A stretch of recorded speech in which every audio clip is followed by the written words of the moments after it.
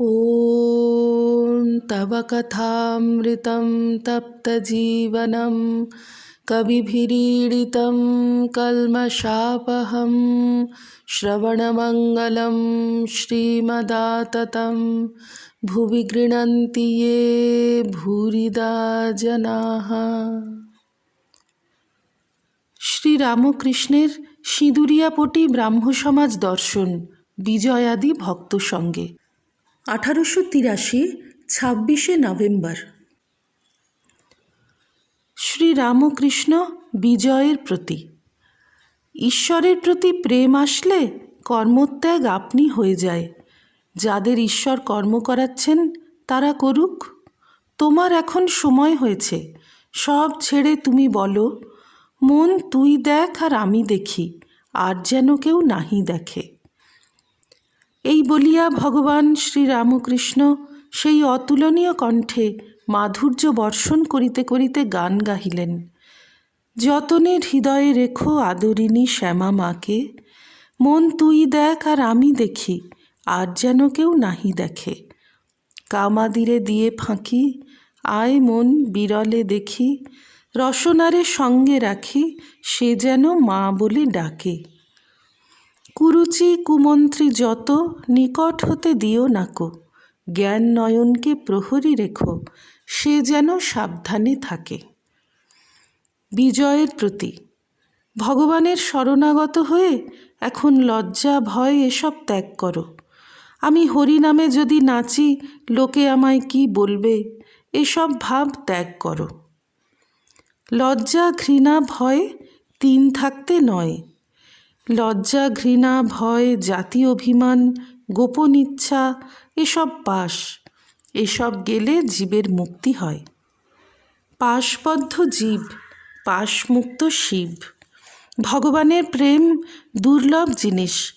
প্রথমে স্ত্রীর যেমন স্বামীতে নিষ্ঠা, সেইরূপ নিষ্ঠা যদি ঈশ্বরেতে হয় তবেই ভক্তি হয়।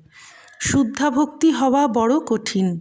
ভক্তিতে প্রাণ মন ঈশ্বরেতে লীন হয়। তারপর ভাব। ভাবেতে মানুষ অবাক হয়, বায়ু স্থির হয়ে যায়, আপনি কুম্ভক হয়।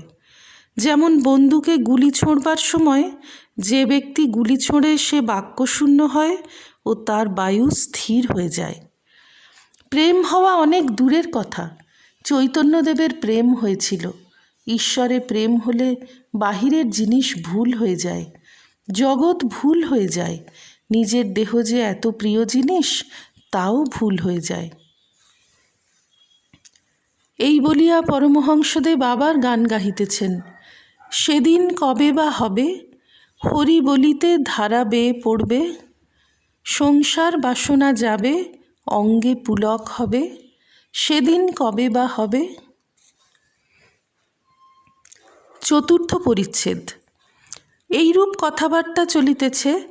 এমন সময় নিমন্ত্রিত আর কয়েকটি ব্রাহ্মভক্ত আসিয়া উপস্থিত হইলেন।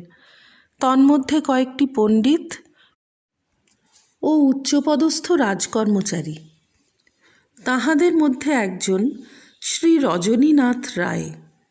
ঠাকুর বলিতেছেন, ভাব হইলে বায়ু স্থির হয়। আর বলিতেছেন, অর্জুন যখন লক্ষ্য বিঁধেছিল কেবল মাছের চোখের দিকে দৃষ্টি ছিল, আর কোনো দিকে দৃষ্টি ছিল না, এমনকি চোখ ছাড়া আর কোনো অঙ্গ দেখতে পায় নাই। এরূপ অবস্থায় বায়ু স্থির হয়, কুম্ভক হয়। ঈশ্বর দর্শনের একটি লক্ষণ, ভিতর থেকে মহাবায়ু গড়গড় করে উঠে মাথার দিকে যায়। তখন যদি সমাধি হয় ভগবানের দর্শন হয়। অভ্যাগত ব্রাহ্মভক্ত দৃষ্টে। যারা শুধু পণ্ডিত কিন্তু যাদের ভগবানে ভক্তি নাই তাদের কথা গোলমেলে। সামাধ্যায়ী বলে এক পণ্ডিত বলেছিল, ঈশ্বর নীরস, তোমরা নিজের প্রেম ভক্তি দিয়ে সরস করো। বেদে যাকে রসস্বরূপ বলেছে তাকে কিনা নীরস বলে। আর এতে বোধ হচ্ছে সে ব্যক্তি ঈশ্বর কি বস্তু কখনো জানে নাই, তাই এরূপ গোলমেলে কথা। একজন বলেছিল, আমার মামার বাড়িতে এক গোয়াল ঘোড়া আছে। এ কথায় বুঝতে হবে ঘোড়া আদবেই নাই, কেননা গোয়ালে ঘোড়া থাকে না। সকলের হাস্য। কেউ ঐশ্বর্যের, বিভব, মান, পদ এই সবের অহংকার করে। এসব 2 দিনের জন্য, কিছুই সঙ্গে যাবে না। একটা গানে আছে, ভেবে দেখ মন কেউ কারু নয়, মিছে ভ্রম ভূমণ্ডলে। ভুলো না দক্ষিণা কালী বদ্ধ হয়ে মায়া জালে। যার জন্য মর ভেবে সে কি তোমার সঙ্গে যাবে? সেই প্রেয়সী দিবে ছড়া, অমঙ্গল হবে বলে। 3 2 3 জন্য ভবে কর্তা বলে সবাই মানে, সেই কর্তারে দেবে ফেলে কালাকালের কর্তা এলে। আর টাকার অহংকার করতে নাই। যদি বলো আমি ধনী, তো ধনীর আবার তারে বাড়া আছে। সন্ধ্যার পর যখন জোনাকি পোকা উঠে, সে মনে করে আমি এই জগৎকে আলো দিচ্ছি। কিন্তু নক্ষত্র যাই উঠল, অমনি তার অভিমান চলে গেল। তখন নক্ষত্রেরা ভাবতে লাগলো আমরা জগৎকে আলো দিচ্ছি। কিছু পরে চন্দ্র উঠল, তখন নক্ষত্রেরা লজ্জায় মলিন হয়ে গেল। চন্দ্র মনে করলেন আমার আলোতে জগৎ হাসছে, আমি জগৎকে আলো দিচ্ছি। দেখতে দেখতে অরুণ উদয় হলো, সূর্য উঠছেন, চাঁদ মলিন হয়ে গেল। খানিকক্ষণ পরে আর দেখাই গেল না। ধনীরা যদি এইগুলি ভাবে, তাহলে ধনের অহংকার হয় না। উৎসব উপলক্ষে মণিলাল অনেক উপাদেয় খাদ্য সামগ্রীর আয়োজন করিয়াছেন। তিনি অনেক যত্ন করিয়া শ্রীরামকৃষ্ণ ও সমবেত ভক্তগণকে পরিতোষ করিয়া খাওয়াইলেন। যখন সকলে বাড়ি প্রত্যাগমন করিলেন, তখন রাত্রি অনেক, কিন্তু কাহারও কোনো কষ্ট হয় নাই। 5ম পরিচ্ছেদ। কার্তিক কৃষ্ণা চতুর্দশী 28শে নভেম্বর 1883 খ্রিস্টাব্দ, বুধবার। আজ একটি ভক্ত কমলকুটিরের ফটকের পূর্বধারের ফুটপাথে পায়চারি করিতেছেন। কাহার জন্য ব্যাকুল হইয়া যেন অপেক্ষা করিতেছেন।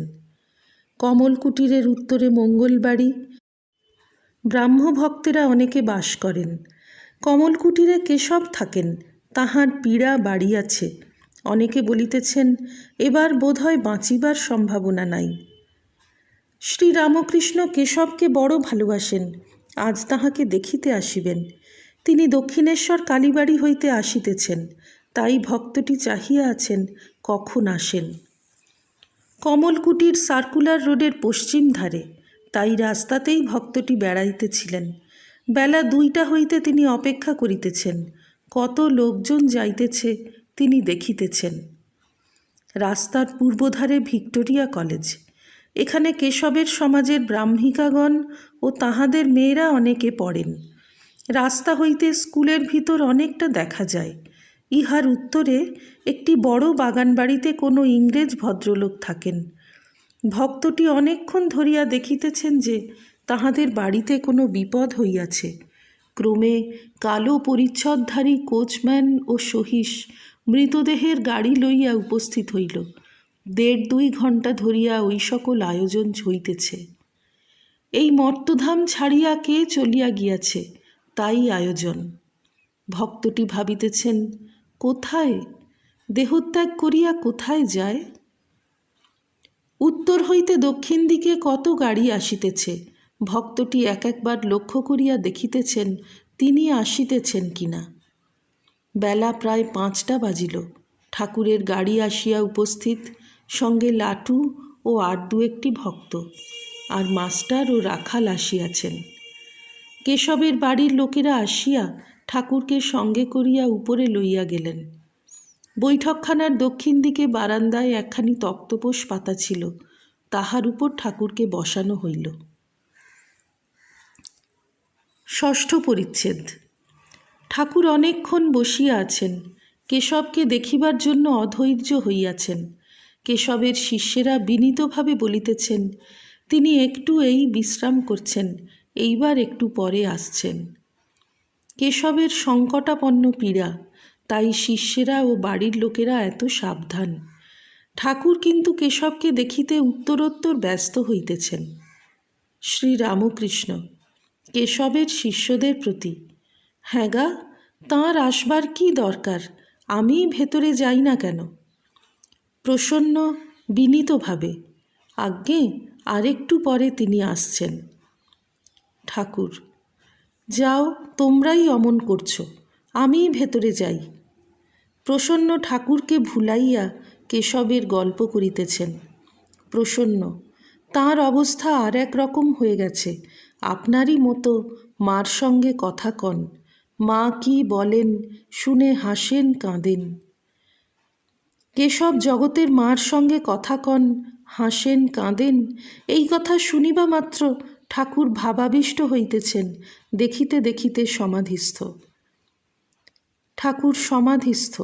শীতকাল, গায়ে সবুজ রঙের বনাতের গরম জামা, জামার উপর একখানি বনাত, উন্নত দেহ, দৃষ্টি স্থির, একেবারে মগ্ন।